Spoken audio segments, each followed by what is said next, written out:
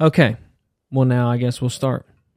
So after taking forever to get the volume set, lover, listen. tell me how you really feel, babe. Just You break just it gave down for bad me. instructions. I gave you bad instructions? Yeah, that was the problem. Oh, You even okay. admitted it. So, anyways, this is the first podcast in 4K. 4K. 4K. 4K? 4K. So, I'm hoping this looks pretty good once I edit it. Yeah. These I had to get camcorders. So, if you're listening, if you're one of the 3 people that listen, was I higher than you or lower? I just felt really high. So yeah, I you were brought high. How myself are down. you so high? Let me see if I can get up high. No, I can't get up any higher. Anyways, my camcorder broke, so I had to switch. I had to get a new camcorder, so I figured I would upgrade to 4K. So this is it. Nice. This is the 4K episode. I've been thinking about titling it the 4K podcast or 4K. 4K. Just 4K. 4K? 4K? Yeah. That's it. 4K? No, 4K. Why? 4K. So 4K. Oh, yeah. So 4K? Got it. I know nothing about Spanish. It was a rough class. I didn't do well. I wish I would have paid more attention, but... Yeah, you never knew you would be living in L.A. Hell no. And then you came out here for Bay. I did. I came out here for some tail. Yeah, you did. You came out for some tail. That's hilarious. Bad decision. Uh-huh. I got stuck. Mm-hmm.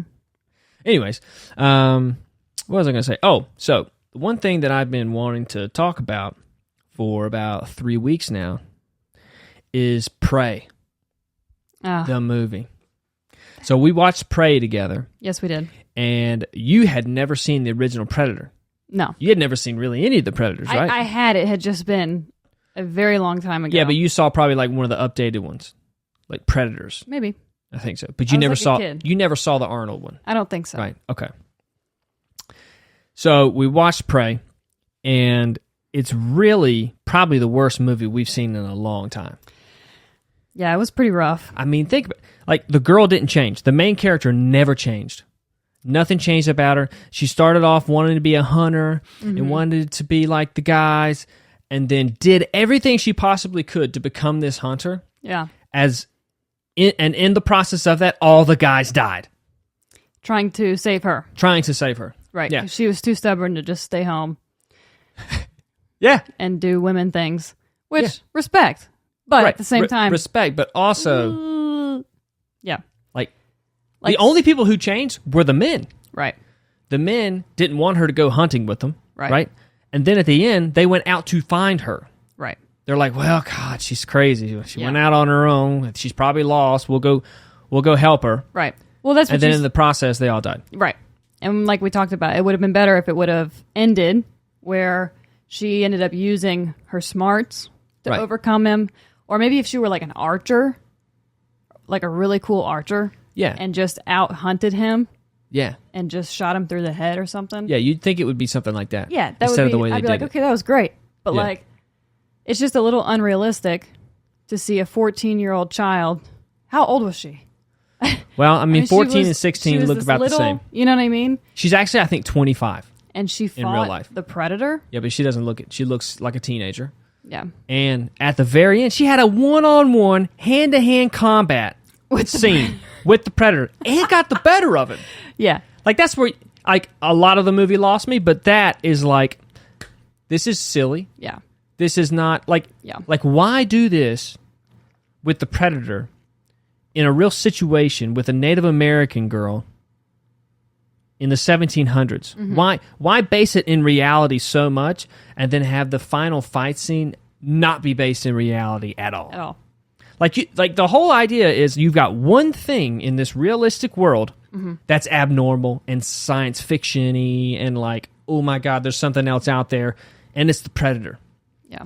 You can't change the qualities of the humans because then it wouldn't be in this like real world. It'd be a Marvel movie. Yeah. Right? It'd be people got superpowers. All of a sudden, This girl couldn't win a fight the entire movie, and then kills like 4 French trappers at the end with all these cartwheel kicks, and like she throws the hatchet with the rope and yanks it back. And just all of a sudden, she's developed like some kind of skills, high level skills. Yeah, out of nowhere. Like she's developed Chinese kung fu, and she's a Native American. Yeah, like that's some appropriation if I've ever seen it. Yeah, like that is literally appropriation. Like the Chinese kung fu style, where the dagger is at the end of this rope, is like a thing where they throw the dagger, and then they bring it back and they twist it up on their arm and around their body, and then fling it out the other side. Like that's literally an art form, a Chinese art form. Wow. And they appropriated the shit out of that in this Native American movie. Yeah. Wow. I never thought about that until now. Hollywood. Yeah. It's like, let's make it a female lead. It's like they're trying to so hard, like wokeism, like the ideologies of wokeism are so deep rooted in a lot of these writers in Hollywood rooms, right? Writers' rooms, that they make a movie about a minority group, Native Americans, and they don't really do anything for the Native American cause. Right. Like there's nothing about the Native Americans in the movie. They were all slaughtered. Yeah. All that is just slaughtered. They just killed a bunch of them. Yeah. And then you're like, okay, we'll make it a female lead who wants to do men's stuff, but the men don't like her doing that stuff, so they're against her. But then in the end, she prevails and does man stuff. Right. Right? Didn't they make her chief at the end, too? Yeah. War chief. But then in the process, she develops a fighting style that's completely Chinese kung fu. Yeah, out of nowhere. And culturally appropriates. Where was her sensei?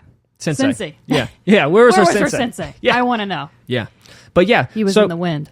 Yeah. Like so Pocahontas. Like this character never changed too. Like she was selfish. Yeah. From the very beginning. And she wanted to be a hunter. And she goes out on this hunt to find this one guy with the other guys. And the other guys are like, no, don't come with us. We don't want you. But her older brother is like, hey, she can track. Yeah. We can use her. We can use her. And so he's always had her back, right? And then they go on the hunt, and they're hunting the mountain lion that got the one guy. Mm-hmm. And then the mountain lion jumps on the tree, knocks her off. She goes unconscious, knocks her unconscious, right? Hits her head on a rock. She wakes up in the teepee of her mom's. Yeah. And she's like, what happened? She's like, the mom is like, your brother rescued you, brought you back here, and then went back out to get the mountain lion. Right. Okay. So she gets up. She's upset. Like, She comes back, or she comes out, and he's coming out of the woods with the mountain lion. Right. He saved the people from the dangerous mountain lion. The chief gives him the war staff, and he goes, yeah. Right. And everybody's like, yeah, he did it. And she's just like, yeah. And she walks away pouting, and he walks up to her, and he's like, hey, we did it. Yeah. We got the mountain lion. She was like, look, there's something else out there. Okay. Right. Because she had seen like the predator ship in the sky. Yeah. Okay, cool. That's a separate situation. Right. Why aren't you happy that your brother killed this mountain lion? And he was like, you know what? We didn't do it. Yeah. I did it. Yeah. And he was like fed up with this girl. He was fed up with his sister, who he had backed all throughout the movie so far, right? And she couldn't, support him at all in his moment of triumph. Right. So he's like, you know what? Screw it. Right. You're on your own. So then she decides, you know what? I'm going to be the hunter that they are, and I'm going to go out seeking a hunt. Yes. Right? And so she leaves the tribe and goes out, finds a bear. And she's like, maybe this is what I should be hunting to prove that like I'm the hunter or whatever. And her poor dog's with her. Mm-hmm. I mean, that dog is... the saddest part of the movie was the dog. Because at some point, that dog, with the way she was acting, that dog was going to die. Was immediately going to die. I didn't care for that dog at all. No. She's standing up on the cliff, and she pulls back her bow and arrow. The string snaps, right? Mm-hmm. The string snaps. The bear looks up and is like, I'm going to get your ass. Runs up the hill to her. Yeah. She's still trying to fix the bow. She doesn't even move. Yeah. That's how bad at surviving this girl is. She doesn't even move. Right. It's like somebody in a movie with guns, like waiting until somebody's running at them, like to rechamber, because at the last second they can shoot and kill somebody. Right. You ain't going to, at the last second, restring your bow and kill a bear. But she stayed there and tried to restring it. The bear got 6 feet from her, right? And then all of a sudden, the dog goes, "Meow," and runs down the hill. Right. For some reason, this dumbass bear just runs after the dog. Right. It's like, in what world, if a bear comes up upon a 16-year-old girl fumbling with a string on her bow, right, and is 6 feet from her, is not going to eat her right there? I don't know. But this bear was like really fascinated with the dog. Yeah. So he runs down the hill after the dog, and it's like, oh, wow, the dog saved her life because she's so dumb. Right. Right? Yeah, that was going to happen. And then she tries to kill the bear or whatever. It comes back, right? And they're running away. And then the predator shows up. Right? Now she's running from the predator. Yeah. Well, in the meantime, the guys from the tribe have realized that she's gone. She hasn't come back. So they're going to, like, go get her. Her brother included, right? Yeah. A couple of them die on the way, get killed by the predator. Mm-hmm.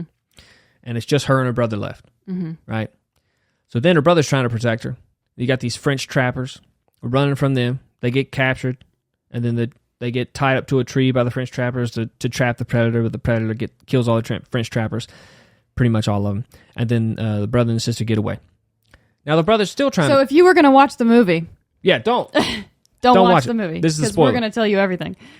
And then what happens is she's tried to protect herself throughout the whole movie, fighting French trappers sometimes, and then they always overpower her, right? Mm-hmm. And then she fought one of the Native American boys, and he overpowered her, and she lost that fight. Mm-hmm. So she's lost every fight. Yeah. In the movie. All of a sudden, she turns into an utter badass, and she kills 4 French trappers, 4 grown men, right, with her Chinese Kung Fu appropriated martial arts. Yep. Right? In 1700 Native American Western frontier. Yes. In the United States. And I'm like, what is going on with this movie? Then, all right, throughout this whole movie, she's still wanting to be the hunter, right? Yes. At no point does she decide, you know what? Maybe I should have stopped. Maybe I shouldn't have gone out on this hunt. Not once. And gotten all these people killed. Not once. Not once. No. And now her brother is trying to defend her, and her brother gets killed by the predator. Yeah. Like viciously. Yeah. Pretty bad. And then she ran away. And there was no moment where she was like, why did I do this? Like, I got my brother. Nothing. She's just like, I'm going to kill this predator. Yeah. The confidence in this girl is mind-blowing. Yeah. And I understand you want to write a strong female lead, but one that's so confident based on nothing. She did that hatchet thing. At the end, though. I don't know. She was practicing on that tree. Yeah, she was practicing on the tree. And then at the end, she one-on-one, hand-to-hand combat, fights the predator, gets the upper hand for a little bit, and then, she has to come back and, from adversity, fight back from adversity, and defeat the predator. Yes. Right, with her wits. But the character never changed. And then, the predator's dead. She puts his blood on her face, which is glowing green, which is cool. Mm-hmm. Walks back to the tribe. The chief is the only man left.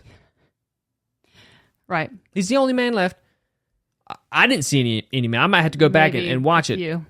But I didn't see any dudes. I think there were a few. Okay. I only saw women. And then he hands her the war staff, and she's like, yeah. No remorse. Mm-mm. Nothing like, I'm so sorry that I went out there and got all our men, our young men who can protect us, who are going to protect us, because she's not going to. Yeah. Also, how are you going to have more tribe members? You just killed your sperm bank, ma'am. The chief has got a lot to do. The chief has some work. Yeah, he does. So.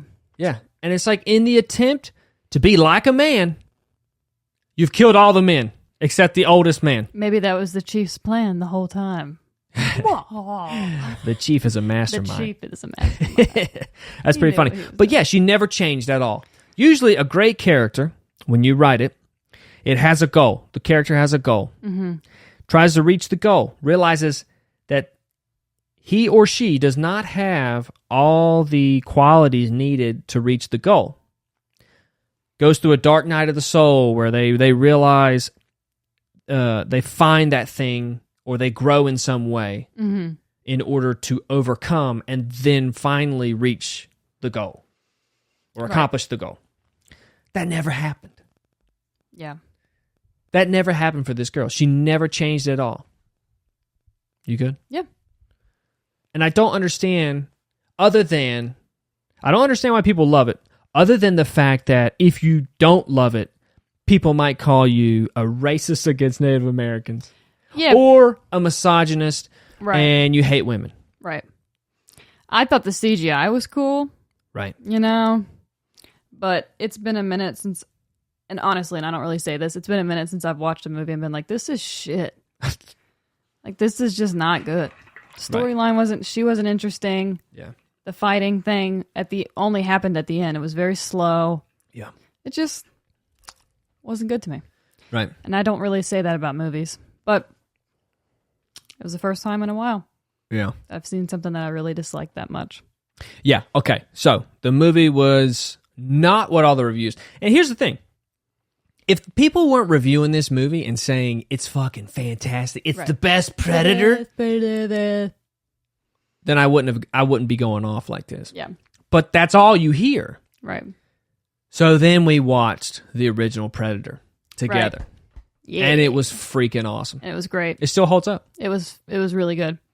Yeah. It was really, really good. And you have Carl Weathers, yoked as fuck. Yes. Steroided out. 50. He was 50, I can't believe babe. that. That's why I'm getting on test. That's the number. That's Carl why Weathers, a black man, a 50-year-old black man, is the reason why I'm getting on test. He was juiced. I mean, he was juiced. Yeah. And he's looked that age for about he looked that age for like 25 years. Black don't crack. Black don't crack. Isn't that what especially they say? when it's juiced. Especially a little extra TRT on the end. Arnold was jacked as AF. Yeah, he was. I mean, he was 36, 38. Mm-hmm. No, I think he was 40. Also I think have done some full of steroids. Looked great. Looked great on those roids. Skin was shining. Yep. Great skin. Yep. You know what I mean? Yeah. All these dudes are yoked with great skin. It's thin skin. It's like, what's wrong about steroids? You're jacked and you got great skin. Jesse Ventura, the guy with the mustache with the big machine gun. Yeah. He was a professional wrestler. Okay. He was jacked. He was just big. He's a big dude, yeah. He's a big dude. And then who else? Even the Native American guy was pretty big. He was natural. The brother? No, the Native American guy, Billy. Remember, he was on the bridge and he cut his chest. Oh, he's like, I want to fight the Predator. Yeah. Didn't even have a fight. Yeah. But even he was big, but he was natty. Yeah. As natty. But then the movie was great. It was a simple storyline. Mm-hmm. They were going in to extract some people. Yeah. Arnold was like, I don't know about this. Carl Weathers was like, trust me. He was like, I don't trust you. This is my team. Mm-hmm. They get there. They realize that Carl Weathers couldn't be trusted. And so they're like, man, I don't trust you. So there's turmoil between the guys. The groups. Yeah. Mm-hmm. And then all of a sudden the Predator starts slashing. Yeah. Just picking them off. Yep. And so it's a great story. It's good. It's very suspenseful, but like not slow. Yeah. Not slow at all. Not slow at all. It was a great pace. Movie. Yeah. But you've got these jack dudes who are fighting the Predator. Right. And getting their ass beat. Like they don't stand a chance. No. Flash forward to Prey. Yeah. The greatest Predator movie. Where she beats him in hand-to-hand combat. With a hatchet on a rope. Does she even use that against him? I don't know. I feel like she did. She might have used a little bit of it, but she also like kicked him. Yeah. And punched him. Yeah. Which blew my mind. I was like, I'm watching insanity right now. Man. Yeah. I watched Arnold get his ass beat. I watched Carl Weathers get his ass beat. Yeah. Get his arm blown off. Yeah. And yet, with a blown off arm. Carl Weathers, in one of the most classic scenes ever, reaches across his body where his no arm is, gets the gun, and tries to start shooting in slow-mo before the Predator comes to him. It's one of the best scenes in the movie, right? It was good, yeah. And the Predator's running in slow motion at him. And right when he gets to him, Predator stabs him in the gut and lifts him up. And he's like, ah! And it's like, damn, even Carl Weathers couldn't do it. Yeah. Arnold's the only one left. Right. Can he do this? Yeah. I mean, you don't really think Arnold can get, like... Well, he's the only one that knew about the mud. But yeah, after he got his ass beat. No, 100%, but that's what I'm saying. Like, so he even would have been toast. Well, wouldn't have... Yeah, because remember, he threw him in the lake and then he had to crawl out. But did they fight before that? Yes. They fought a little bit, mm-hmm. and then... or maybe, no, he shot him. He shot at him, and he shot the gun out of his hand with the laser off his shoulder, and then that like sheared off his shoulder or something like that, and so he was crawling through the dirt, and then he slid down the hill and fell into the waterfall, and then went down the river and fell down another waterfall, and then he came into the mud. Right. But like up until that point, there's no hope. Yeah, Arnold had no hope. None. And then the mud came in, and he covered himself, and even the way they did that in Prey. It was like she was good at like herbs, like mixing herbs and stuff for healing and stuff. Yeah. She makes an herb concoction. Well, I think it was just one flower that she gave people, and immediately they got cold. Right. Right. Nothing acts that fast. Yeah. Nothing acts that fast. Like immediately. Right. They ate it and they were like, oh. They should have smoked it. Yeah, they should have smoked it. Yeah, there you go. Would have been better. Yeah, they could have done that. Yeah, she was like, yeah. Anyways, well, they didn't, and that was the way that they hid their heat signature. Yeah, I remember from the Predator. From the Predator, yeah. Now, how she knew that, right? It wasn't really that clear. Like, it wasn't like I would never have put that together. No. But like the way Arnold was all covered in mud and he was hiding and the Predator didn't see him, it's like, oh, the only thing, I'm covered in mud. Right. Oh, that makes sense. Yeah. So, yeah, I mean, Prey was really one of the worst movies I've seen. It was pretty bad. But a client of mine was like, hey, I really like the directing and the cinematography. And I was like, good. You know what? Yeah. But story? Yeah. Story just doesn't hold. Yeah. Should have had better writers. Yeah. I just trashed that movie. Womp womp. Yeah, well, cultural appropriation. Cultural appropriation. Chinese should be pissed. Yeah. Anyways, we started watching Dexter. Yeah. And you never seen it? Never seen it. And I haven't seen it since it came out. It came out in 2006. 2006. It's really good. Yeah, it's really good. And then we only watched the pilot episode. Mm-hmm. And then we went to bed, and I was like, so what do you think? And you're like, it's great. Yeah. And I was like, yeah, and that was just the pilot. And you were like, I thought that was 2 episodes. Yeah. And I was like, no, isn't that crazy? Like, that's how good pilots used to be. Yeah. Like, pilot episodes and just single episodes back, 15 years ago, were so much better written than they are today. Yeah. Because in that pilot episode, everything happened. You understood every character, pretty much what was going on, what his main drive was. Yeah. What the season was going to be. Yeah. And you're like, oh, I'm into this. Right.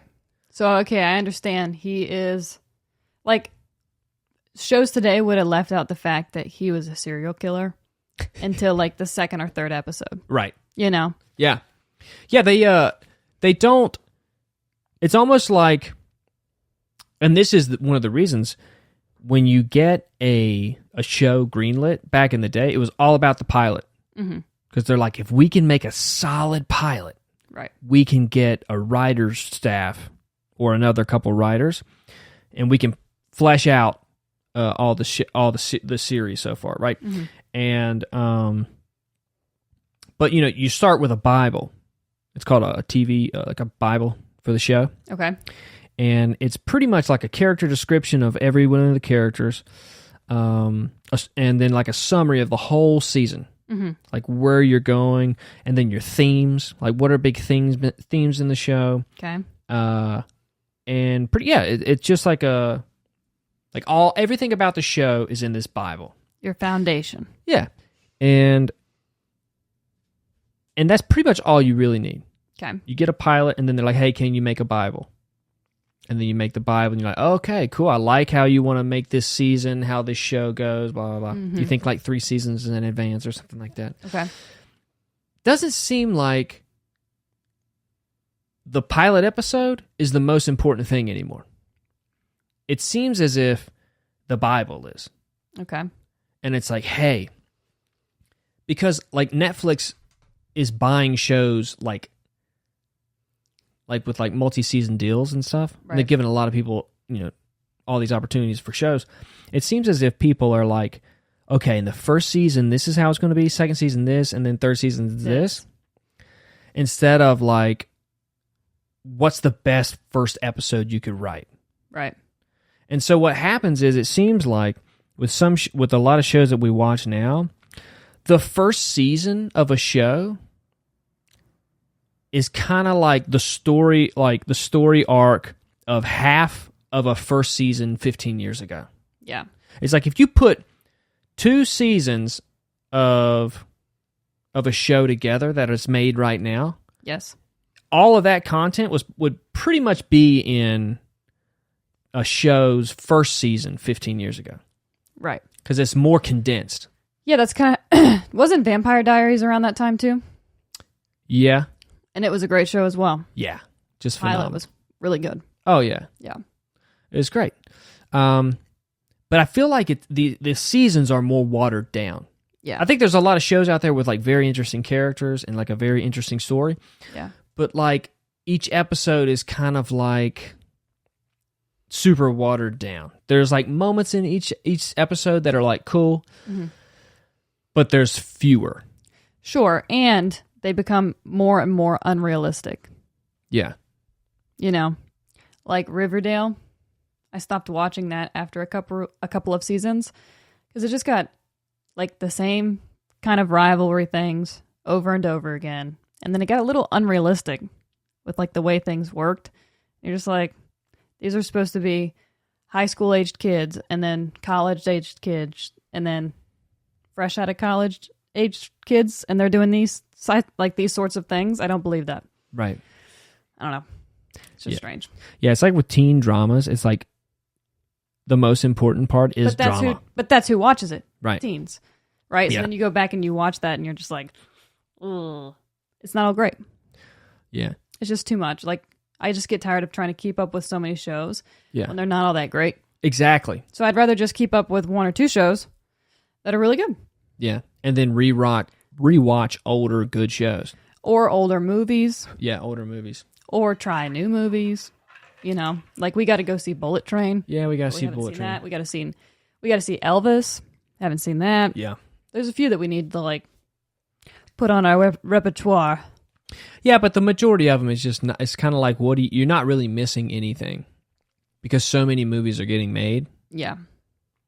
It's almost like nowadays it's better to wait a whole year or 6 months before you watch something. Yeah. Just to get other people's opinions. Yeah. Because yeah. I mean, a lot of it. Think about it's just too much. Getting work now as an actor or an actress. Yeah. And getting work like 15 years ago. Yeah. There weren't these like streaming platforms. Yeah, there's so much. And they make their own movies. They make their own TV shows.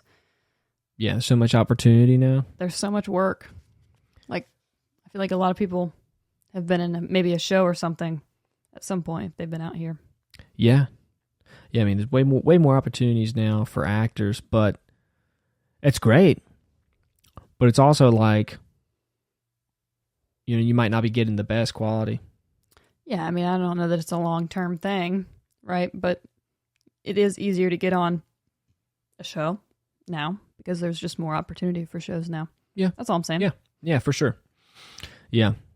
Yeah, I just don't Just don't really find many shows now that are that interesting. Yeah, we watched Dexter. What else did we watch? We watched that mushroom show. Or it was drugs, and then it was like LSD. It was on Netflix. It was a series. Oh, the documentary. Yeah, documentary. What was it? How to Change Your Mind. That was really good. Yeah, How to Change Your Mind was really good. And it's based off the book that I read. Right. You didn't read it? No, you did. But yeah, it's based off the book, and it was like, oh man, that's great. It's like, that's a great way of like expressing everything in a book that, you know, in a non-fictional book like that. You just turn it into a documentary. Yeah. It was a really good way of adding to the book. Yeah. You know what I mean? That was really good because, I mean, the book is pretty much the best thing out there, like with like somebody's research on psychedelic therapy and stuff. Yeah, it definitely shows a different option. Yeah. The treatment therapies now that aren't antidepressants or anti-anxiety medication. Right. Yeah, it's pretty interesting. It's pretty interesting that like documentary, like stuff like that is like on Netflix. Yeah. When it's illegal. You know what I mean? I know. It's like, it's great. It's great. But it's also like highly illegal. Yeah. So what are we going to do about that? Kind of. Well, I mean, nobody's doing anything about it. It's almost like, yeah, I get it. Like the government's like, yeah, we made the rule a long time ago. Nobody knows why it's still on there.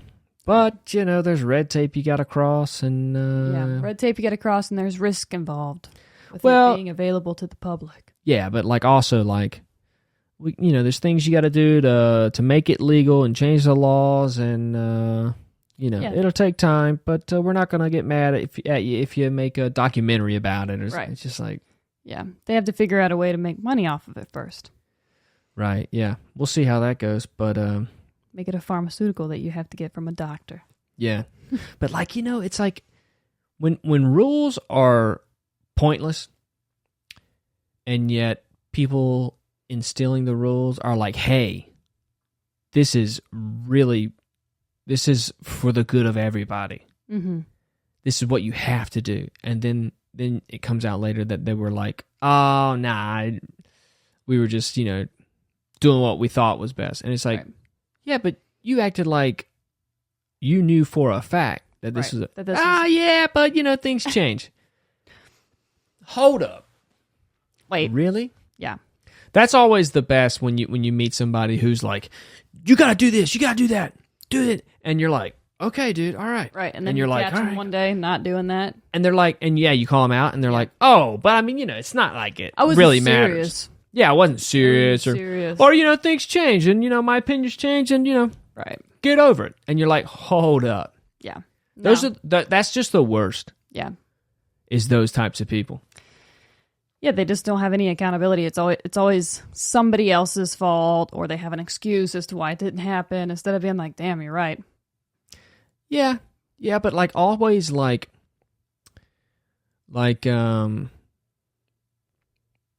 just always demanding other people to do it their way or what they think is right. Right.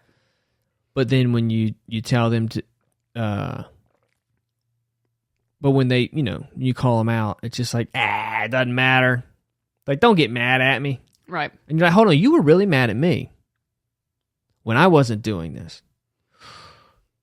So why aren't you mad at yourself? Oh, I mean, that's just how I live my life. I don't really get mad at me. Right. But it makes me feel good to tell other people what to do. Yeah. Oh, got it. This is interesting. Okay, so we can't be friends. Yeah. Yeah, we're going to be an acquaintance. Yeah, we just can't be friends. Yeah. It's all right. You go ahead, go over there, and tell whoever wants to listen to you what to do. Yeah. But don't ever talk to me again. Right. Because I can't trust you. Yeah. I can't trust you when it comes to things that matter. Things that matter. Yeah. You know what I mean? Mm-hmm. Because if they matter to you, you're going to preach to somebody, do this. But if they don't matter to you, then you don't care. Right? It's just like, that's just not healthy. I agree. You know what I mean? I do. But there's so many people that we know that are like that. I know. I mean, it's just like it's a very common thing that that people do is tell other people what to do. And yet tell everyone, don't tell me what to do. Right. How dare you think you can tell me what to do? Hey, go do this. And do it this way. Yeah. Because I read this book once. Right. By this guy. And then also, because my government's telling me, or because my party, it's my party it's telling me that's in control, is telling me this. Yeah. Then this is the truth. And it's just like, dude. Yeah. It's like, you can really tell how people like offset, or what is it, like they allow someone else or something else, like a group of people, to do the thinking for them, or to do their thinking for them. Yes. As like a shortcut. Right. Because they don't want to actually think about something. Right. They allow an authority of some type to just think for them. And you can say that about... And there's lots of examples of that. Absolutely. Right. And we all do it. Yep. It's just an easier way of getting through life. It's like letting, okay, well, I go to church. My pastor said, should probably do this. He's very wise. Maybe I should listen to him and just, go with what he thinks. Yeah. Because I trust his judgment. Right. Well... He is a man of God. Right. Well, he's also a man. A man. And a man makes mistakes. And a man is a complicated mess. Yes. Yep. And what happens is those people are what we were talking about at the very beginning. The people who are telling you to do something, and this is for government officials and politicians as well. They're telling you to do something. Do it, because this is what the science says, even though the science could be something that has been tampered with. Right.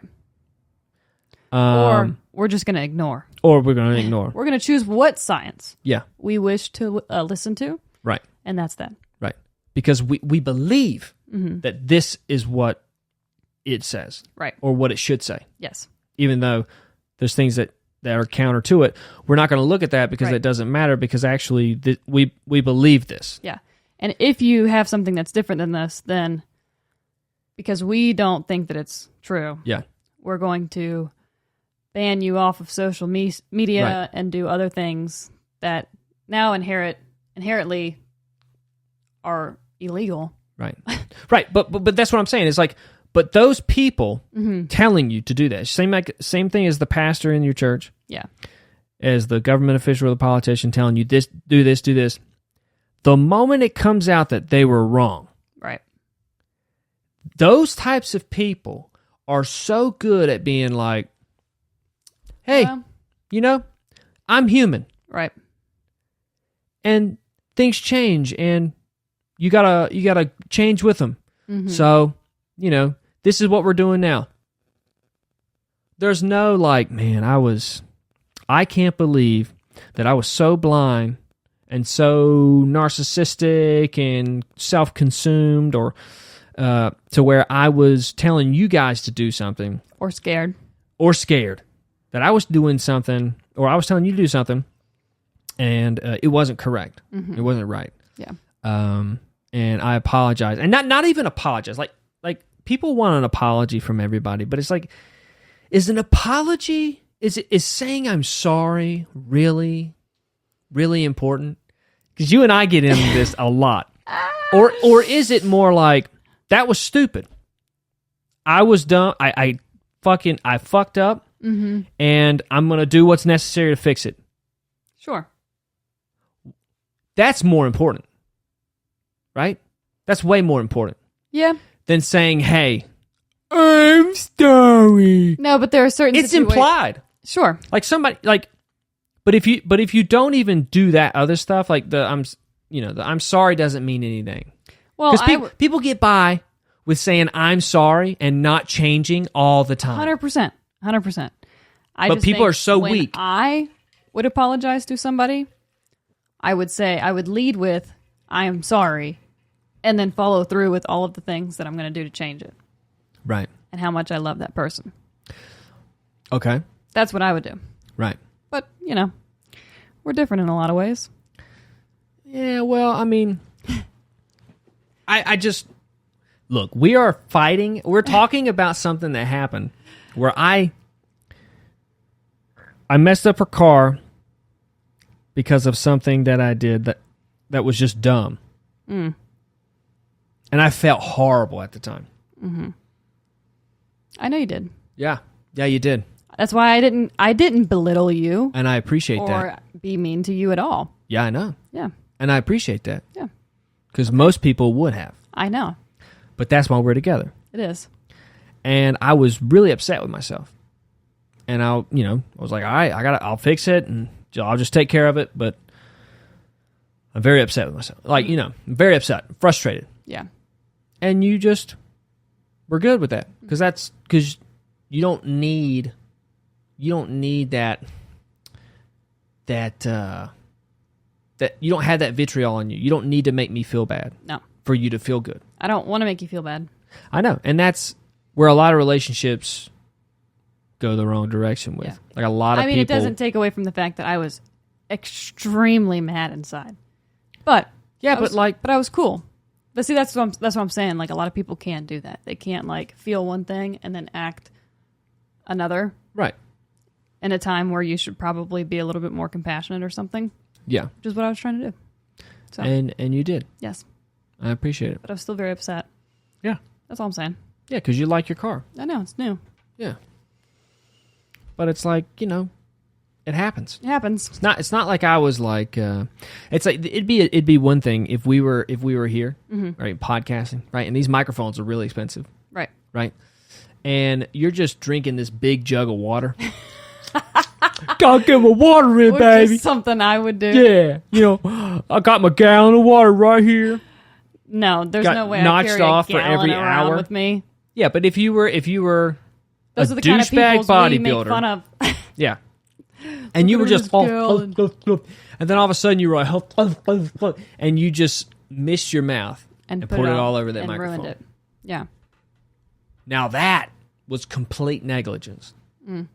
That was just not giving a fuck around expensive equipment, drinking water like a moron. Right? Sure. Big difference than compared to like what happened to the car. Yeah, no. It was like I forgot that I had the bike on the car. Yes. And I was in a rush. I was trying to beat traffic. You just forgot. I just forgot. Yeah. I fucked up my bike. Yeah. It's not like I didn't come out of this unscathed here. Right. Totally different situation. Right? The bike? The bike compared to this microphone thing. Yeah, it's different. I mean, you didn't mean to do what you did. But but you wouldn't have meant to pour water on the microphone either. Right? But it's the lack of respect for the equipment that's the problem. Yeah. You're just acting like an asshole drinking water and you pour it on the mic. Right. Right? Yeah. That's different than like driving into a pass that was too low and you forgot you had the bike on. The bike gets hit and it falls and hits the car and messes the car up. That's totally different. You know what I mean? I'm just trying to make my case. Okay? I just can't wait until you get your new truck. What are you going to do, babe? You going to take a baseball bat to it? No, I'm going to do something. It's going to be right around a year in. And we're going to see how you respond. You know what? I'm going to be zen as fuck, too. You're not. Yes, I will be. No, you won't. I'm going to be like, babe, it's just something we can fix. Right. I can still drive it, and we still have each other. And I'm not saying I'm sorry. You don't have to say you're sorry. Yeah, we'll see. You don't have to. Okay. Because I know if you did something stupid, you would be mad at yourself. And you wouldn't let it happen again. Right. Right? Right. If I'll just do it once. You are the pettiest person I've ever met. No. I don't follow through on a lot of the thoughts that I have. True. You don't follow through on the petty thoughts that you have. But, God dang, you have a lot of petty thoughts. I do. I'm like, okay. Fuck around and find it out. You do keep a list. Oh, I got a long list. No, I don't. Not for That's me. Not true. Not for me. I got a list. For you? No, Yeah. not for you. Okay. I don't hold grudges against you. That would not create a healthy relationship. Of course not. But I forgive you a lot. So our relationship wouldn't work if I didn't forgive you. But that's why it does. And I'm thankful. Yes. Yes. Yeah, see? Everybody got their problems. Right. You just got to find somebody that has less than you, I guess. Willing to put up with yours. Yeah. Well, no, that's the truth. Look, everybody's got flaws. And you Yeah. got to be with somebody who's able to look past your flaws or live with your flaws or whatever you want to call it. Yeah, not look past them, but like just accept them. Accept them. Yeah. And live with them. And learn, like you have to learn how to communicate with your partner around those topics. Right. That's a hard thing to do because like men and women are just so different. Yeah. You have to like figure out how to talk to your partner so that emotions don't get heated. Yeah. You know? Yeah, but you got to value somebody too to have that conversation. It's true. Like I would hate, like I saw this video where this girl was like, podcasting with another woman. Mm-hmm. And she goes, would you be okay with being, she's like, how much do you make? She's like, I make $200,000 a year. Nice. Or $150,000 a year. Okay. And she was like, would you be with a man if he made $45,000 a year, Mm-hmm. which is a lot less than you? Right. And she was like, but he's an entrepreneur. He's starting his own business. Like he's trying to get somewhere. And she was like, no. And the other woman was like, why? And she was like, because my engagement ring is going to be $200,000. And the other one was like, what do you mean? She was like, he can't afford that. I am going to have an 8 or 28 carat or something, whatever, diamond ring. You're going to see my ring from across the street. And she was like, really?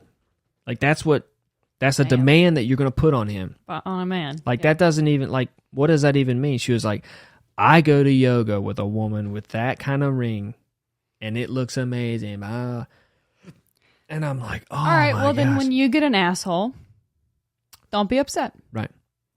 And then the woman was like, you know, if my mother would have told my dad that, he would have never been with my mom. Right. And obviously the woman, like, loved her dad. Yeah. Had a good relationship with her dad, Yeah. apparently. And they had a healthy marriage. And she told this woman, she was like, if you keep that type of attitude, you're just going to limit yourself. Right. To only a few men in a bad way. Right. Like, not in a good way. Right. And she's like, I'm okay with that. A lot of excuses for them. Yeah, I'm like, I'm okay with that. And it's like, that's a very selfish way to live. It really is. It's like, I'm going to get what I want, which is money. right. Okay. It's not just selfish, but also devoid of any real morality. Yeah. Like any goodness. Right. Because money's your highest good. Right. Right. You know? It's like you're marrying a man for money.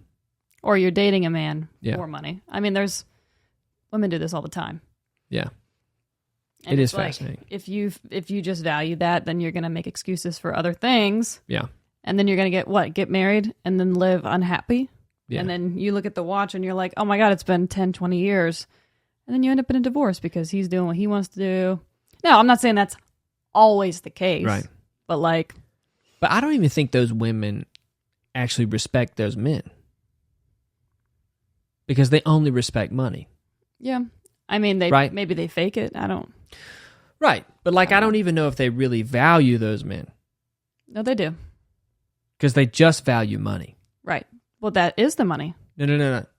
The man has the money. Right. But if the man didn't have the money, she wouldn't respect it. Right. But she's going to make him feel valued. She's going to make exceptions for him. Right. So that he thinks that she is just in awe with him. Right. Right. So that he will give her things. Right. Because that's what gets her things. Right. Because that's what gets her A things. certain way of treating a man is going to get you things. Right. And you know this. And this is true. Yes. Especially a man with the money to get you those things. Oh, absolutely. Right? So it's actually not the man that you respect. Right. It's the money that he has. To buy you the things that you want. Yeah. If you lost all the money, would you still be with that man? That's the ultimate question. If he were to go dead broke today, loses everything, tragic. What's up? What are you doing? A lot of women would probably be like, I'm out. Yeah. How dare he lose all of our money like that irresponsibly? Or he just loses his job. Right. I mean, that's it. Yeah. You know? Something You're dead broke. You don't have a job, you're dead broke. Not making any money. I don't know. It is fascinating, but it's more of a character thing. Because we talked about this before. It's like a lot of little girls are not taught to be good women. No, little girls are not taught to be independent women. Now they are. Definitely more so than when I was a kid. But it's like they're not taught how to literally financially take care of themselves on their own. Like they're not complete without a male partner, you know? Yeah, I mean, they can do all those things. They can get that job. Right. You know, what I was saying was just like when you're a boy, you're being taught by other men to be a good man or to be a man of a certain character by your coaches, you know, by your male authority figures, teachers. Okay. You're like, you have to do this to be a good man. Okay. Like you have to, like when your football coach is like, he's like, you got to push yourself. You know, you can't just give up on yourself. Right. That's not what a man does. You never hear a volleyball coach of girls tell them, you can't give up on yourself. That's not what a woman does. Yeah, just you the never first hear part. It's just the first part. Yeah, you can't give up on yourself. Okay. If you even believe that. Right. But it's based on what? Like for what? For you. For winning the game? Yeah, for you. Like you can't give up on you because it's just you. You got to take care of you. But this idea of a good woman is not really pushed on little girls. No. But the idea of a good man, of what a man is pushed on boys forever, like their whole life. Yeah. Now, doesn't mean that all of them, you know, take it to heart and actually want to be that, or even believe that this idea of a good man is what a good man is. Right. I think that's all, you know, subjective and whatever. But no coach I ever had didn't bring up something about manliness. Yeah. I mean, I never had that. Yeah. Because it's like, if you don't do this, well, you want to go play with the girl on the girls' team? Like, I remember coaches would say all that shit all the time. You want to go be a cheerleader? And then, like, nowadays, like, guys are on a team like, yes. I do. I'm a great cheerleader. Fucking amazing. But they won't let me try out. And they are. Yeah, and they're fucking great. So, that whole cheer documentary on Netflix, right? Navarro, they were so good because they literally said it on the show that they were so good because they had so many gays on their team that would actually dance. Right. And the other team didn't have as many men who were willing to, like, they were straight guys. Yes. And they didn't want to be flamboyant for the judges and, like, yes. Fascinating. Right. So they found their spot. Yeah. And they're crushing it. Right, but to those men who are straight, right, their idea of a masculine man is not someone who seeks the gratification of these certain judges or whatever. It's like, you got to be independent, doing something such as that in a submissive way. Right. It's like, I'm not going to act submissive for another man. Right. Like, I'm a straight man. Right. Or why would I do that? Yeah. You know what I mean? Yep. It's hard. Right. It's hard for them. But not going to be a good cheerleader. For that sport. You know what I mean? Like, that's what you got to do. So you might be a good single performer. Right. Yeah. But they're usually like these bigger guys that are like bases, You know what I mean? Right. For these stunts and stuff. It's ridiculous. Some of the stuff that they do. Yeah. Like cheer back in the 80s, like the way my mom did it, and cheer now are two like completely different things. Right. Like I have like one of my older sister's friends, her daughter plays for like a competitive cheer thing. And so does my nephew, remember? He did cheer for a very long time competitively. And it's like travel soccer. And these kids are insane, doing flips and like pyramids and stunts and flyers. And it's a whole thing. It's insane. Respect. Yeah, it's a lot Honestly. of work. Like they travel a lot. Yeah. A lot of training. It's a hard life. It's a hard life being a male cheerleader. Yeah. It's got to be. It's rough on the body. Like, that's got to be really rough on the body. Soccer, any contact sport, really rough on the body. Tennis, golf. Tennis can be tough on your knees. Yeah, but as tough on your knees as soccer or wrestling. Well, I mean, you don't. Yeah, not wrestling, but yeah, in soccer, you don't have someone running out of the goal. Getting slide tackled, your ankles are just given. Like, it's different playing a contact sport. Like, your body just gets beat up in a different way. Yeah, than it does playing non-contact sports. Yeah. So. Yeah. Yeah. Yeah. Man, what were we talking about? We just went on a tangent. Oh, women just not respecting men. Men. You know. The ring. Yeah. She said she wouldn't. Yeah, I mean, when we met. You ain't getting shit I from was me. right out of college. I was in college. You were in college. I was not freshly out of college. And moving and still back struggling. to LA. Yeah. Yeah. I mean, I was 6 months removed of being homeless, living in a tent on the beach in Malibu. Yeah. And you were like, you know what? This guy's got spunk. I'm gonna move out to LA and hang out with this guy. Yeah. And he's got a badass poker table. And a nice mattress. And a nice mattress that he pulled out from the garbage that somebody else had used enough. And they're like, someone else can use it. Right. And we used it. We used the shit out of that thing for a summer. And we sat at our poker table and we sat on the ground. Yeah, we sat on the ground. It was good. I mean, it's better for you than sitting in chairs. It's better for your back, your hips, knees. And I worked 6-hour shifts on the floor at Equinox. And I was working graveyard. Wow. Working graveyard for 3 years. The struggle.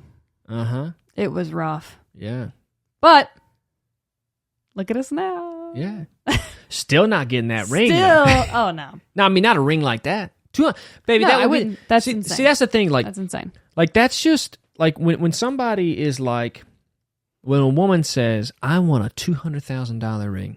It's like, what do you really want? You want the image of your husband makes a shit ton of money. Yeah. That's what you want. Yeah. Because that's what you want, this because people get to see this ring. Mm-hmm. So it's about other people. Right. It's not about anything else. And what they think and how that makes you feel. Exactly. Right.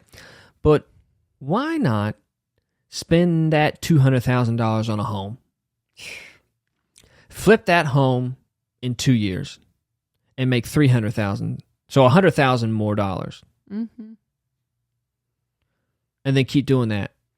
Buy another home and then rent it out. Obviously, the person who has $200,000 to spend on a engagement ring is not somebody hurting for money.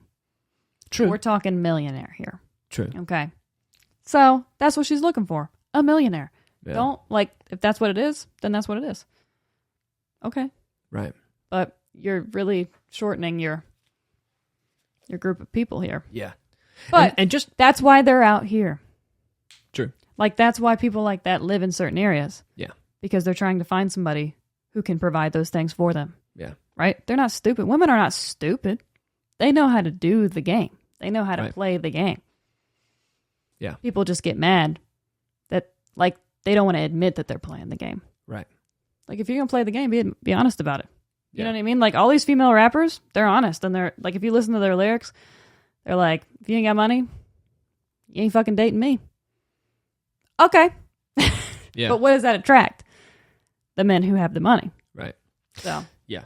And women just don't when a woman does seek that, like seek a man with a lot of money, they're not seeking a man of a certain character. Yeah. Well, that's not like a big priority on their list. Right. Yeah. It's like a man. Most men want a good woman so that they don't cheat on. But men will cheat on women. Right. But not want a woman to cheat on them. Right. That's just how we are. Right? That's how men are. Mm-hmm. So, but Wait, women. Say that again? That's how us men are. Is what? That's like an easy thing for a man to be like, yeah, I'm going to get a good woman that doesn't cheat on me, but I'm going to cheat on her. Right. Because I'm not going to control myself. Yeah. And I feel like I don't have to. Right? Yeah. It's just what it is. Mm-hmm. Relax. It is. Yeah, I know. But you were like, say that again? Oh. What was you saying? No, I didn't follow you. Oh. It's like, what did he, I just didn't connect the dots. I'm sorry. Yeah. And so that's why, like, Andrew Tate, he's said stuff like that. What? You coming at me. But Andrew Tate said stuff like that. He's like, yeah, I don't want a woman to cheat on me, but I'm going to cheat on, I'll be with other women. Yeah, I and mean, come on, bro. It's like, okay, I understand where you're coming from because you make a lot of money. Right. And you're allowing these women that don't make money. Right. To be a part of your life. Right. And you're like, if you want to be a part of my life, this is how I'm living it because I don't need you. Right. Now that's different. Right. I'm not saying that's good. Yeah. Or that's how you're going to find a good woman. Probably not going to find good women that way. He's not worried about finding a good woman. But he's not. Right. He wants to find a hot woman. Right. That he can bang. Yeah. Who's okay with him banging other hot women. And maybe who will do his laundry and maybe have his kids. Right. And raise his family. Right. And you know what? That kind of guy, he's probably a good friend to his guy friends. Probably. But that doesn't always correlate to being a good partner to a woman. Right. It just doesn't. But you can still be a good guy friend. Yeah. But I think it's harder weird. to... But the women who are looking for rich guys, that's how they are. Yeah. So it's like at some point, you cannot complain about these men that can buy you a $200,000 engagement ring when they cheat on you. Right. You have no right to complain now. Right. Because this is what that is. Right. That's what these men do. Right. Whether they admit it or not, that's what they do. Yeah. Because you're not, what are you bringing to them? Right. Now. You want this lifestyle. Now, if your husband is 30 years older than you, 40 years older than you, the chances of him cheating on you are very slim. If you're like this hot young, you know what I mean? Like I've got clients who are married to younger women that are in their 50s, 60s, right? And they wouldn't even think about cheating on that woman. Okay. I mean, I don't think that they would. Right. Okay. That old though? Yeah. Why are they with him? Where are they with just anybody who's 60, who's with a young hot woman and married them? You don't think they're also attracted to all the other hot young women? No, 100%. Yeah. But they just, I don't know, they seem to care about these younger women. Well, true. I mean, that's one of the things, like I kind of, like you and I work because of this. Mm-hmm. Like I'm older than you, but like I admire you and also want to support you. But it's an age thing too. Mm-hmm. I can't do that to an older woman. Yeah. I can't support her in the way that I can support a younger woman. Sure. It's just different. Yeah. But a lot of guys like that. Sure. I'm not that kind of guy. Yeah. I would rather be like the older guy in the relationship. That just works for me. Yeah. And a lot of guys are like that. I agree. That's okay. Yeah. And it's weird that like I groomed the shit out of you. God. Like you're younger than me. Yes. And I'm going to do everything I can to be the opposite of the guys your age. Right. You know what I mean? Like groomed you. I mean, you're 21, but like I'm going to give you all the things that I know those guys can't do. Right. And I did. Yeah. Right? Yeah. That's called competition. Yes. It's like, oh, I'm sorry. I was better? Right. I did it better? Right. What's the name of this game? Yeah. Doing it worse? Right. You want me to be a loser? What do you want so from that you me? can be a winner? Yeah. Nah. Exactly. Yeah. So, guys who are my age or older always want to be with younger. You always want to be with younger and hotter. It's just It's just what it is. Right? I guess. I mean, there's a point where a man doesn't look that good. Yeah. I mean, it's going to happen. Every man, there's a point where a man does not look as good as his 18-year-old self. Right. Why is that a problem? Yeah, why is that a problem? Yeah. That's not a problem. Right. So you got to be interested in your partner. You Yeah. you need to have a lot in common besides just wanting to fuck each other. Yeah, there's got to be more. There's got to be more. Yeah. And a lot more. Yeah. Quite honestly. Yeah. So. And I think what people do is they don't develop all that other stuff, Mm-hmm. and then they age. Sure. And they don't take care of themselves. Right. Right? Well, that's the other piece of a relationship is like the responsibility of like, okay, so if they're attracted to me, when you like, you know what I mean? Yeah. At the forum when we met, then I should, sure, you have babies and you go through tough times, but like, have you given up on yourself physically? Yeah. Don't be upset if a hot 25-year-old walks by in some spandex shorts and your husband looks. Right. Yeah. Come on. Yeah, don't be upset. Yeah.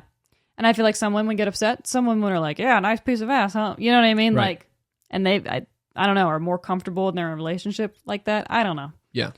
But I feel like you should physically take care of yourself. For yourself, first of all. Not even like for your partner is like down on the list. Let's start at the top. Do it for you. Yeah. Because you should. It's your body. It's your vessel. Right? And then do it because you should want your partner to want to have sex with you. Right. It's not bad to say. Right. I mean, why are you together? You want them to be attracted to you, do you Why not? are you together? Right. Like, we get to have sex. Yes. Because we're together. Yes. I can't have sex with anybody else. Yeah. Because of you. You're right. So we better have sex. You know Yes. what I mean? Right. Like, women are like, really? Oh, I never thought. Yeah. Well, remember that conversation that we saw, that podcast where that black couple were talking? Mm-hmm. And the guy was like, have you ever thought about this? Like, a lot of women won't have sex with a man because they don't like their body after a baby or something like that. Right. And then the man is not having sex with anybody. Right. And yet, when the man acts out and finds somebody and cheats, right? Mm-hmm. Sleeps with somebody else, you get mad. Right. But you weren't having sex with him. So what do you want him to do? Yeah, I mean, I think I also think of this just as a scientific standpoint. Hormonally, men and women are different. Yeah. Physically, men and women are different. Emotionally, men and women are different. So you just need to understand what a man is. Like, right. As a woman, just be okay with it. You know what I mean? Yeah. That's what they are. So if that's what they are, then know that and provide that for them. But that's also a conversation where a man needs to be honest with his girlfriend or his wife and say, hey, look, I want this from you. And if I don't get this from you, it's going to hinder our relationship, right? Yeah. 1. And 2, it's going to make me look elsewhere for that thing. Yeah. And we had that conversation. And it doesn't necessarily mean cheating. It could mean porn. Right. It could mean all kinds of different things. Fetishes. I don't know. Yeah. Right? So, like, just talk with your partner. But a lot of couples don't. They can't have honest conversations because one of the two or both emotions just get too heightened. Yeah. And they can't look at it from, like, an objective viewpoint. Right. It's hard. Well, because it means that you're not perfect. Like, you're not doing something that guy needs. Right. Taking accountability. Yeah. Yeah. And men should understand that there are things that they should do for women. Yeah. Emotionally. Right? Yeah. If they want their woman to be into them. Right. Because for women, the sexual side of things can be physical. It is. There's a physical aspect to it, but there's also more of an emotional aspect for us. Yeah. Right? So you should also know that as well. as a man for it to work both ways. And what define that emotional side? Like I have sex with you because I'm attracted to you, right? But I also have sex with you because I care about you a lot, right? So there's got to be care. Yes, you're saying sure. I have love for you, right? Yes, and you're saying if that goes away, for me, yeah, it would be harder, to do that, right? And what are things that take that away? Not being emotionally supportive, sure, or just being like talking down to somebody, not taking the time for somebody, Like it really just comes down to taking the time to care for the other person, right? And what that means, care for, is different for every person, right? But it's some type of emotional support, sure, right? In some capacity, or concern, emotional concern. Yes. Yeah. I think, right? Yeah, that makes sense. I'm just trying to define it. And I guess a lot of guys just don't do that. Yeah. I'm not saying they all don't. I'm just saying maybe that, but there's responsibilities on both sides of a relationship. Yeah. That's what I'm trying to say. I think a lot of guys just don't know how to do that for themselves. Yeah. And have never had that done for them. Well, that's where we get into like a whole societal conversation of like toxic masculinity in men. Yeah. You know, which I don't think masculinity is toxic. I hate that phrase, honestly. Just masculinity. There's nothing wrong with it. It's not toxic. Yeah. You know, bullying is a different thing. Those are two completely different subjects. And being an asshole. Yeah, that's different. But I think men just don't always take as much responsibility for certain things that they should. You know what I mean?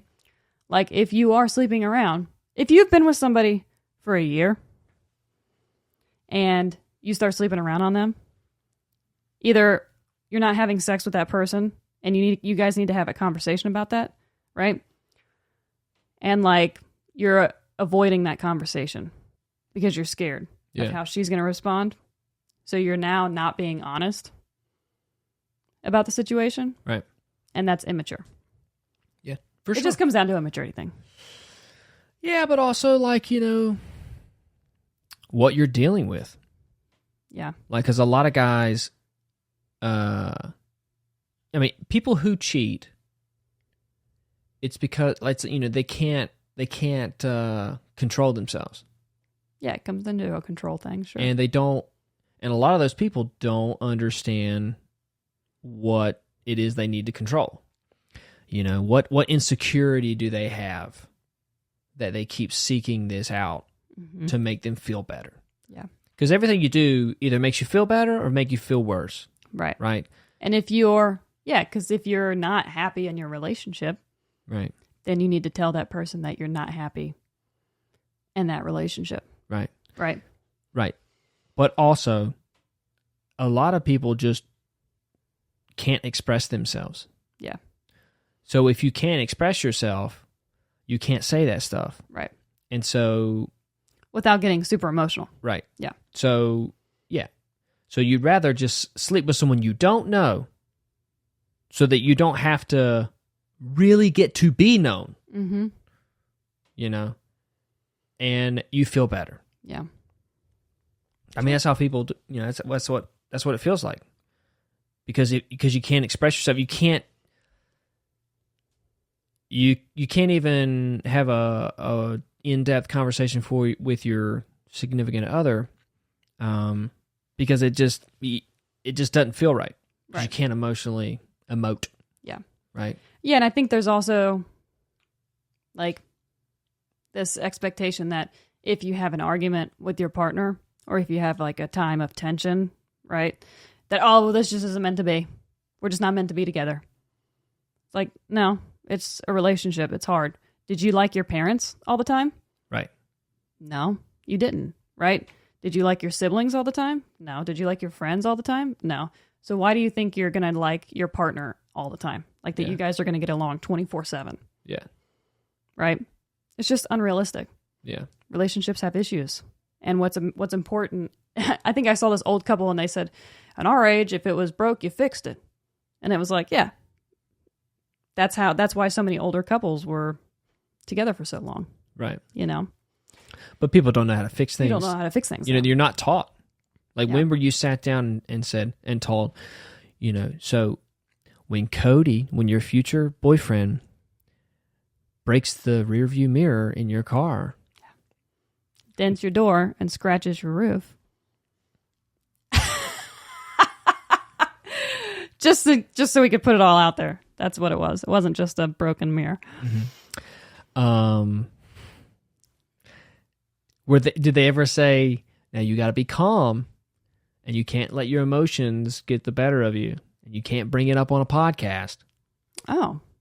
No, they never said that. They never said that. Yeah. The last piece, not so much. Yeah. But not even that, really. Yeah. You know what I mean? No, I mean... Like, not even the, hey, you got to keep your calm. You got to keep your emotions at bay. It's just not a thing that people teach you how to do, just like they don't teach you how to break up properly. Yeah. You know? I think sports is a good way of learning that, too. Like, the emotional side of things. Yeah. Like, if you're down in a game, you have to learn to, like, not get, like, fuck. You know what I mean? Yeah. And stay in your cool. Right. Sports teaches you so much. I know we've talked about that so much, but it's like, your kids need to play sports, folks. For good coaches, though. Only good coaches. Yeah. If it's bad coaching, it's the complete opposite for your kid. But good coaching, put them in some sports. I just think it builds so much character. Oh, yeah. So. It does. Yeah. Yeah, I mean, sports, we were talking about it the other day. It's like, there's so many things that you learn in sports that cross over to business. Yeah. And like one of the big things we were talking about with managing with you was like, you got to be willing to do the stuff that you're telling the people under you that they should be doing. Right. You have to be doing that. Yeah. And if you're not, do not expect them to respect you or listen to you in any way. Yeah. Yeah. Yeah. It's just not going to happen. And yet that happens all the time. Blows my mind. And managers are just like, well, I'm the manager. Do this because literally, that's their excuse. Do this because I'm your boss. Or do this because I'm your manager. And if you don't, then there will be disciplinary action. Yeah. It's like, wow, you've never been on a team where you're stuck with a player. Yeah. And you got to find a way to get this player to be more of a team player, and even step up and be a leader himself or herself. Right. You've never had to do that. Yeah. It's easy to be a manager and be like, hey, well, if you don't do this, I'm firing you. Right. Coaching, that's easy. Coaching it teaches you a different level of compassion for people. It really does. Yeah. Something that the church can't teach you. Something that education and degrees can't teach you. Something that business can't teach you. You know what I mean?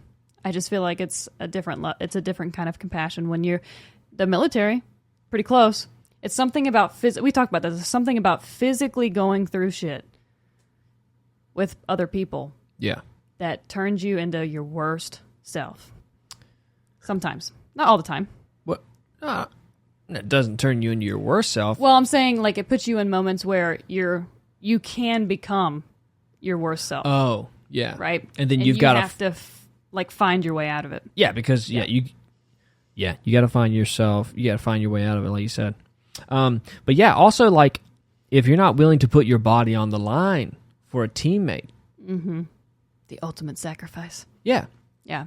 It sucks. It's like, but not just like something stupid, but I'm just saying like if you're on a soccer field and someone is getting triple teamed and you don't sprint as hard as you can to get over there to give that teammate an option to pass it to. Yeah.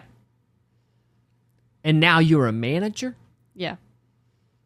And you say you care about your coworkers and the fellow employees underneath you. Right. I just had a thought. What does that even mean to you? I know. You know, because like that physical, like when you put your body on the line for a teammate, it's a different type of respect you have for your teammate. Right. That you can't get in anything else. You can't get that as a manager. No. Be like, oh, well, I stayed at the office 2 extra hours. Right. That has nothing to do with it. Yeah. Like I had guys that, like kids I would coach, who I had to prep for state championship tournaments. Yep. That I was literally wrestling every day. Right. And putting my body on the line. For them. Yeah, for them. Mm-hmm. For their success. Right. I wasn't going to go into a tournament anytime soon. Right. My wrestling career was over. Yeah. But even when I was wrestling, you had guys that were preparing for big tournaments. Yeah. And sometimes you got a guy, your buddy, like my brother. Mm-hmm. He was 145 and I was 140. His senior year was 145, I was 140 sophomore year. And when starters wrestle each other, because he was a starter in that weight class, I was a starter in this weight class in mine, you'd wrestle each other as hard as you could. Mm-hmm. Not only to try to beat that person, because they're a starter and they're bigger than you or whatever. Yeah. But because that's the only way they're going to get better. Right. Is if you give them everything you have.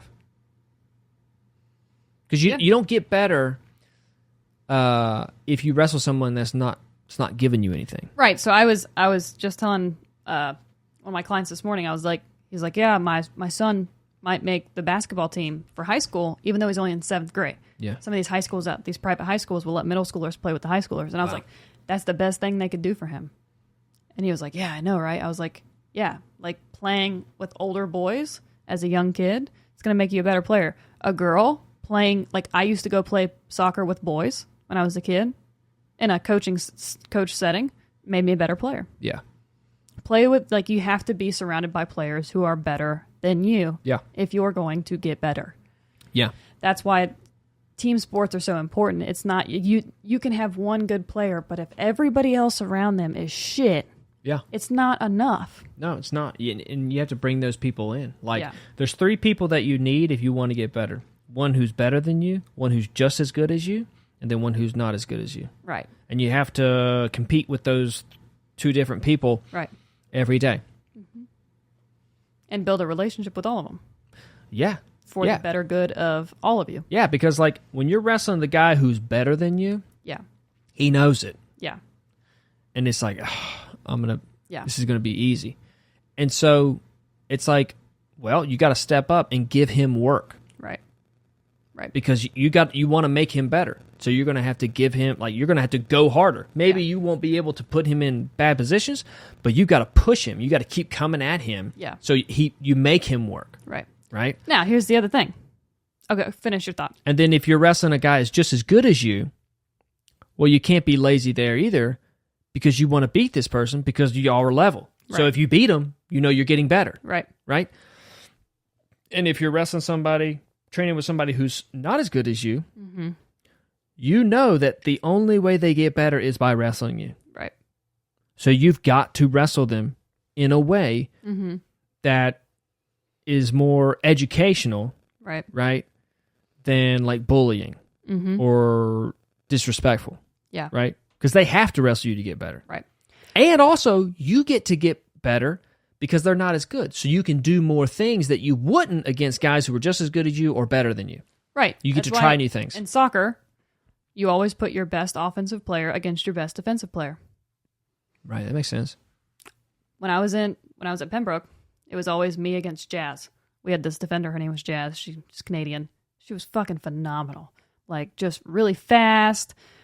Just a great defender, great in the air at heading the ball out. And she was just, she was just very, very good. She understood how to be an effective defender, right? So in practice, it was always me against her. You know what I mean? And it was really 50-50 a lot of the time between the two of us. But, like, that made me a better player. That made her a better defender. And that's why we went as far as we did in a lot of the tournaments. You know what I mean? Right. So, yeah, I mean, I think people don't always value their teammates. You know what I mean? Because they don't always think that they can learn something from them. Yeah, I don't know. Sports. Yeah. Like, just the whole team environment. I could have been a better teammate. Looking back, could have been a much better teammate. But at the same time, all of my teammates could have been better teammates too. Because all I did was lead by example. I tried to. But I was vocal. I think that was the problem. I didn't have a problem with being vocal. Me and my dad, I grew up vocal. you know? Yeah. So I guess I just didn't understand that other people respond differently. Yeah. So, mistakes were made, but whatever. Yeah. You can never say that I didn't always give it my best effort. Right. And I had teammates who respected me for that, and I had teammates who didn't. Right. So, whatever. You're not going to please everybody, but you got to try and be as cohesive for the greater good as you can be. Yeah. It's hard. Mm-hmm. So, but now as a coach, you're having to create cohesiveness, right? Because it really starts with the coach. Mm-hmm. And that's interesting. That's a different perspective. It's a different point of view. Yeah. Yeah. Well, that was a good podcast. Oh, we're done? Yeah, we're done. Okay. We could go eat food. Yay. Yay. I'm hungry. Okay.